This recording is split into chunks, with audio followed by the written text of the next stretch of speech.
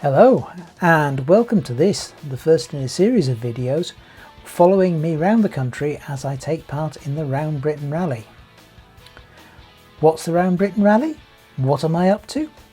All will be explained later. For the moment, I hope you enjoy this, the first of the videos, with a bit of an introduction, and we'll keep you informed as we go along.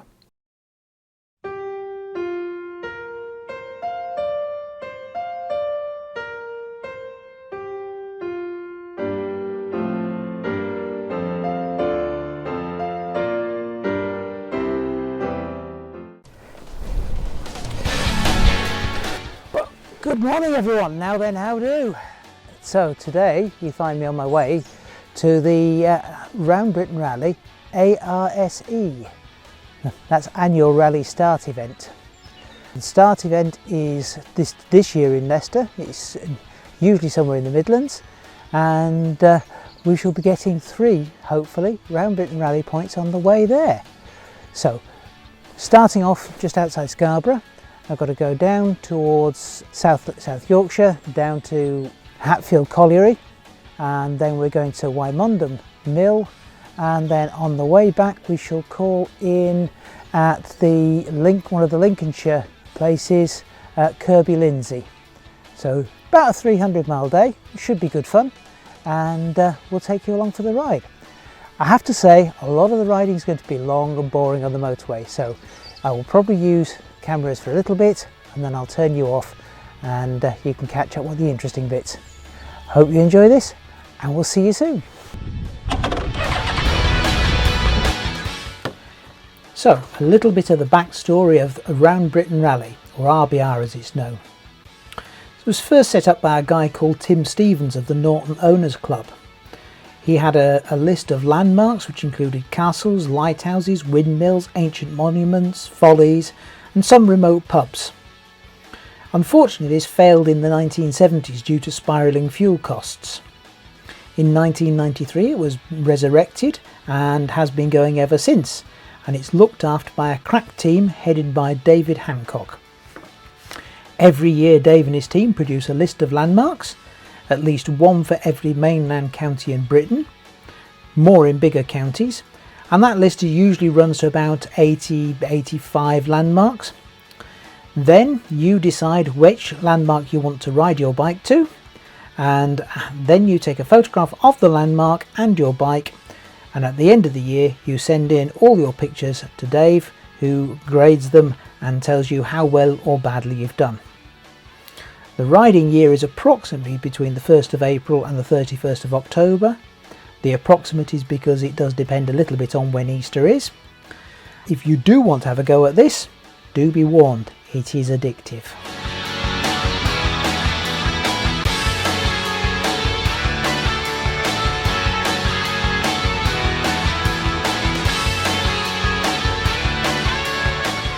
We're now arriving in Hatfield, close to the site of the Hatfield main colliery, and our first landmark is, as you will see, a sculpture by the artist Michael Johnson.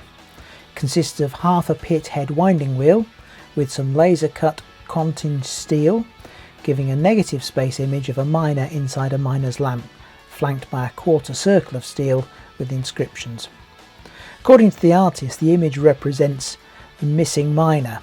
As the industry is gone, what's left is just a memory.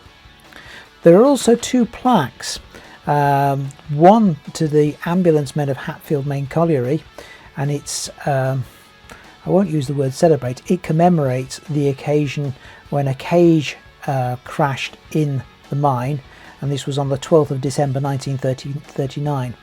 71 miners were injured, 1 died, there were 24 fractured limbs, some of which required amputations, and 5 spinal injuries. And this was awarded by the Yorkshire Collieries Ambulance League.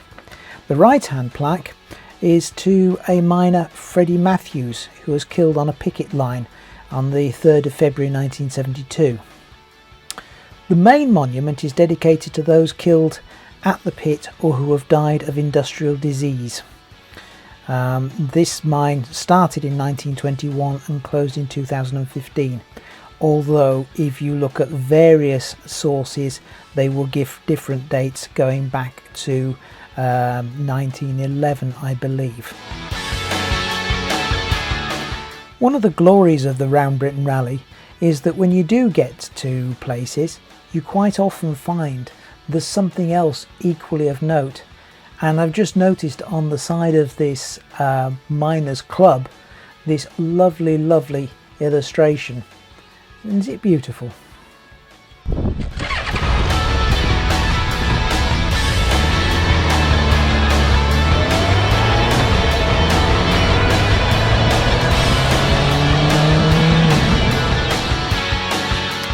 So off we go merrily, heading for Wymondham Mill, which is number 1 on the Round Britain Rally schedule for this year, and this is the ARSE event, the annual rally start event, or did I mean ARSE event? Anyhow, the mill itself was built in about 1814 from local ironstone and topped with brick. It has 5 stories and is topped with an OG cap. The OG cap means that it's sort of sigmoidal or S-shaped. When fully functioning, it would have had 6 sails, and it's known as a 6-arm Lincolnshire cross, and it would have had a fantail, which is what you would have used to turn the sails so that they catch the wind. The mill stopped grinding corn in about 1952, although it did have an engine fitted by then to drive the mill wheels rather than using the wind. It also continued to grind cattle feed until 1960. Currently, it's one of only 4 6-sailed mills left in the country, and as such it has Grade 2 listed status. As you can see, it's currently undergoing a renovation, and hopefully it'll be back fully functioning sometime. When? Couldn't possibly tell you.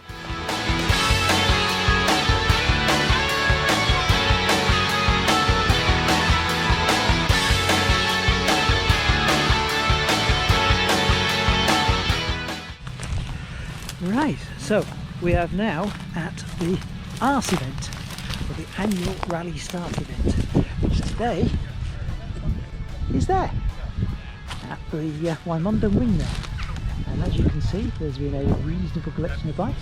In fact, I'm a bit late because most of them have left already, but we had a really good time chatting and putting the world to rights.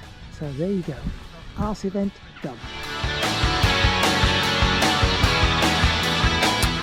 Okay, so on to our last one, Grandad's Plough, Curtain in Lindsay. Not Kirby, as I said earlier, Curtain in Lindsay.